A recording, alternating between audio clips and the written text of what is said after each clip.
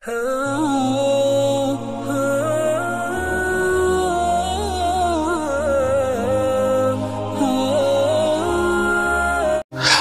वालेकुम दोस्तों, कैसे हो? उम्मीद है कि सब खैरियत से होंगे।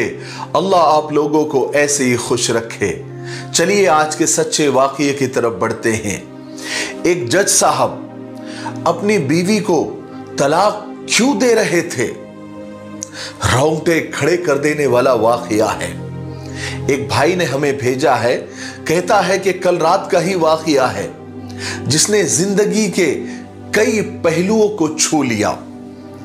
करीब शाम के 7 बजे होंगे, मोबाइल की घंटी बजी। मैंने रिसीव किया। उधर से मुझे रोने की आवाजें आई। मैंने उन्हें चुप कराया और पूछा कि भाभी जी आखिर क्या हुआ, आप क्यों रो रही है? उधर से आवाज आई कि भाई साहब आप कहां हैं और कितनी देर में हमारे घर आ सकते हैं?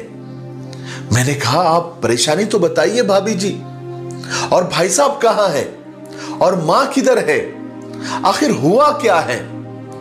लेकिन उधर से सिर्फ एक ही रट कि आप फौरन आ जाइए, बस जल्दी से आ जाइए।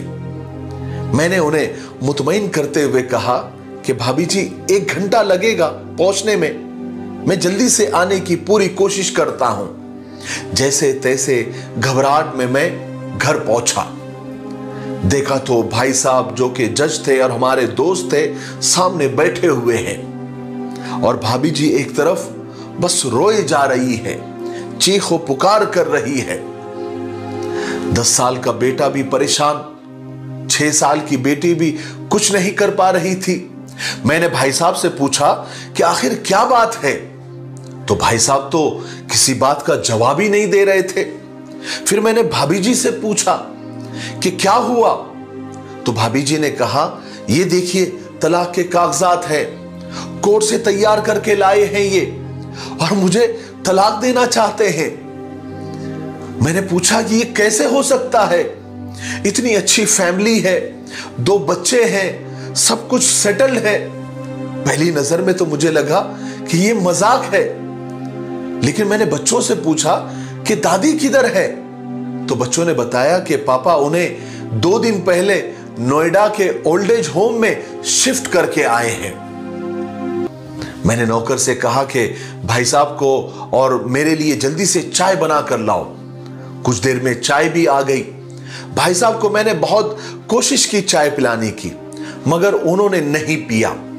कुछ ही देर के बाद वो मासूम बच्चों की तरह फूट फूट कर रोने लग गए और मुझसे बोले कि 2 दिनों से मैंने कुछ खाया पिया नहीं है।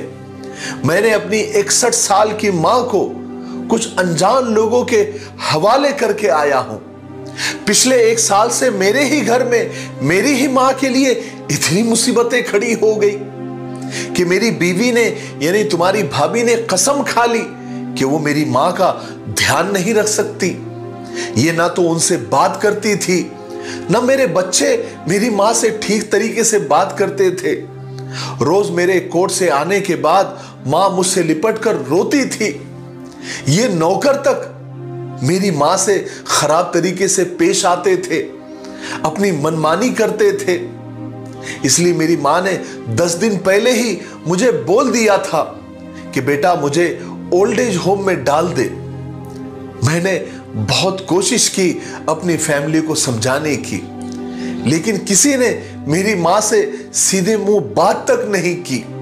जब मैं 2 साल का था ना, तभी हमारे अब्बू इंतकाल कर गए थे। हमें और मां को अकेला छोड़कर हमेशा हमेशा इस दुनिया से चले गए थे। तब से मेरी मां दूसरों के घरों में काम कर करके उसने मुझे पढ़ाया है और इस काबिल बनाया है कि आज मैं एक जज हूं।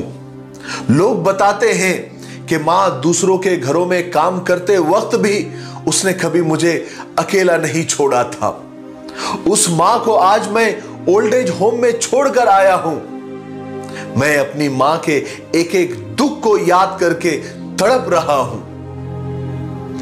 उन्होंने मुझे पालने के लिए, पोसने के लिए कितने दुख उठाए थे। मुझे आज भी याद है जब मैं मैट्रिक का इम्तिहान देने वाला था तो वो मेरे साथ रात रात भर बैठी रहती थी। एक बार जब मैं स्कूल से घर आया तो मेरी मां को मैंने जबरदस्त बुखार में पाया। पूरा जिस्म गर्मी से तप रहा था। मैंने मां से कहा कि मां, तुझे तो तेज बुखार है। तब मां ने मुझे हंसते हुए कहा था कि नहीं बेटा, मैं अभी खाना बनाकर आई हूं ना, इसलिए बदन गर्म है। हाय, लोगों से उधार उधार मांगकर मुझे दिल्ली की यूनिवर्सिटी में LLB तक पढ़ाया। मुझे ट्यूशन तक नहीं पढ़ाने देती थी कि कहीं मेरा वक्त बर्बाद ना हो जाए। ये कहते हुए जज साहब बच्चों की तरह फिर रोने लग गए और कहने लगे, जब हम ऐसी मां के नहीं हो सके तो अपने बीवी बच्चों के क्या होंगे।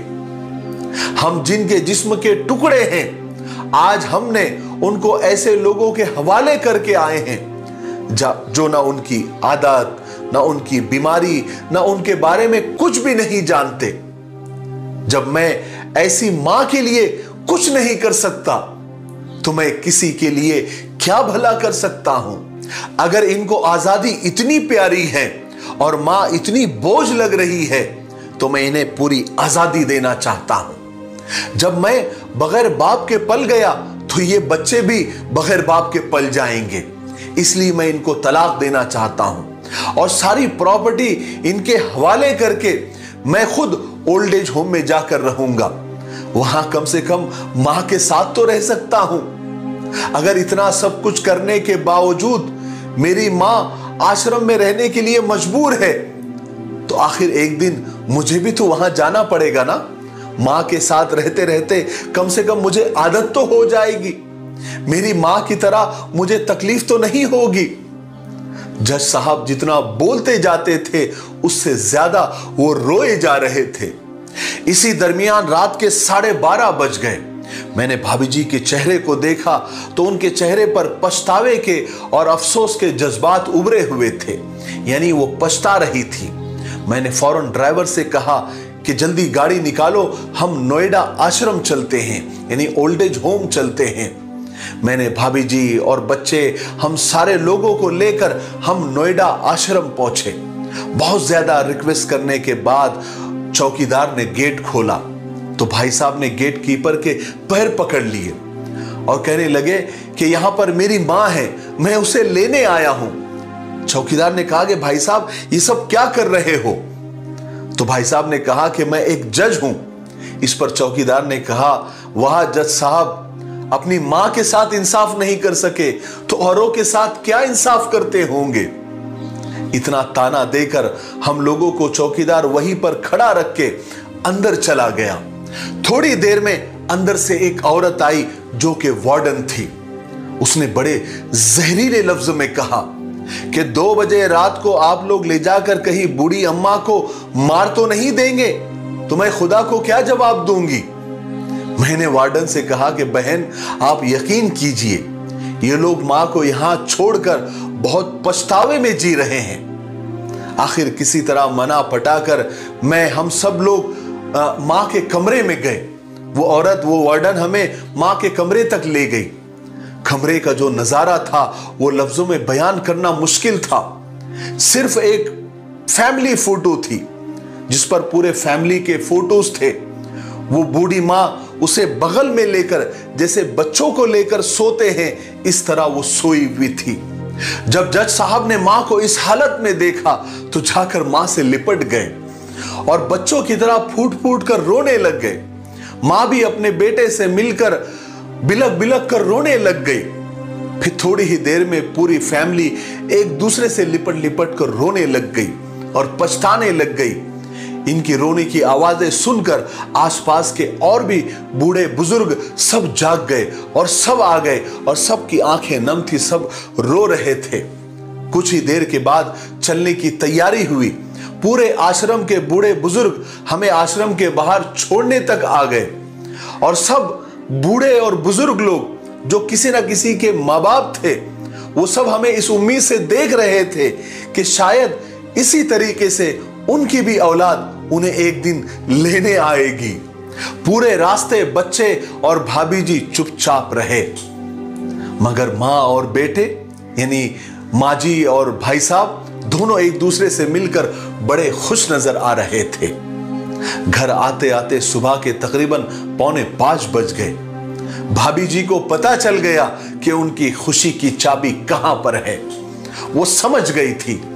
मैंने सबको घर छोड़ा और मैं वापस चला आया, लेकिन पूरे रास्ते मुझे वो सारी बातें और वो सारे नजारे आंखों के सामने घूम रहे थे। मां सिर्फ मां है, उसे मरने से पहले न मारे। मां हमारी ताकत है, उसे कमजोर न होने दे। अगर वो कमजोर हो गई तो हमारे समाज की रीढ़ की हड्डी कमजोर हो जाएगी, और बिना रीढ़ की हड्डी के समाज और मुआशरा कैसा होता है ये किसी से छुपा हुआ नहीं है। मेरे भाइयों बहनों और दोस्तों, अगर आपके रिश्तेदारों में, आपके आसपास या आपके जान पहचान वालों में इस तरह का कोई मसला अगर पेश आया हुआ है तो आप वहां पर जरूर जाएं, उन्हें अच्छी तरह समझाएं और कुछ भी करें, लेकिन हमें जन्म देने वाली मां को बेघर और बेसहारा न होने दें। याद रखें, अगर मां के आंख से आंसू गिर गए तो ये कर्ज तुम कभी नहीं चुका सकते। यकीन माने, तुम्हारे पास सब होगा लेकिन सुकून नहीं होगा। सुकून सिर्फ मां के आंचल में होता है, और इस आंचल को कभी बिखरने मत देना। मुझे उम्मीद है कि इस सच्चे किस्से से हमें बहुत कुछ सीखने को मिला होगा। मेरे लिए, पूरी उम्मत के लिए और पूरी इंसानियत के लिए खैर और भलाई की दुआ करते रहे। अस्सलामु अलैकुम व रहमतुल्लाहि व बरकातुहू।